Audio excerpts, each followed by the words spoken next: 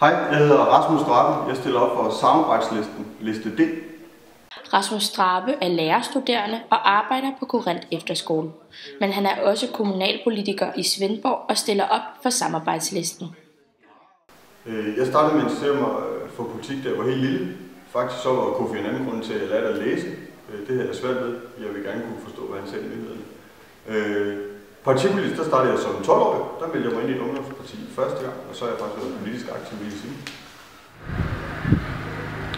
Rasmus Drabe. Jeg sigter både mod kaffen og stjernerne. En af mine mærkesager, det er børnefamilien i Svendborg.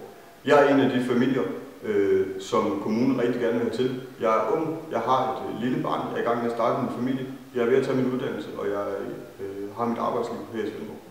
En af de vigtigste ting, det er, at vi for eksempel får en daginstitution med fleksible åbningstider. Dem skal være mindst en af. For udviklingen, den er løbet fra 8 til 4 job. Og så er vi nødt til som kommuner at tilpasse os, så vi kan tilbyde børnefamilien noget ekstra. Samarbejdslisten er valgt på grund af Bjarne Hansen, vores spidskandidat. Bjarne han dannede samarbejdslisten efter et brud med Socialdemokraterne, fordi at man ikke undersøgte ting ordentligt i Svendborg Kommune. Og det ser jeg som et generelt problem. Det vil samarbejdslisten gøre noget ved. Vi vil undersøge tingene ordentligt, i stedet for at tage hurtige beslutninger. Og det synes jeg er en stor kvalitet. Rasmus Drabe, tættere på. Min drøm for samarbejdslistens fremtid, det er, at vi bliver Svendborgs største parti. Mit løfte til Svendborg, det er, at jeg vil prioritere et bredt samarbejde i byrådssalen. Jeg vil prioritere at lytte til borgerne og til de fagfolk, der sidder ude i kommunen. Og jeg lover, at jeg vil prioritere Svendborgs fremtid.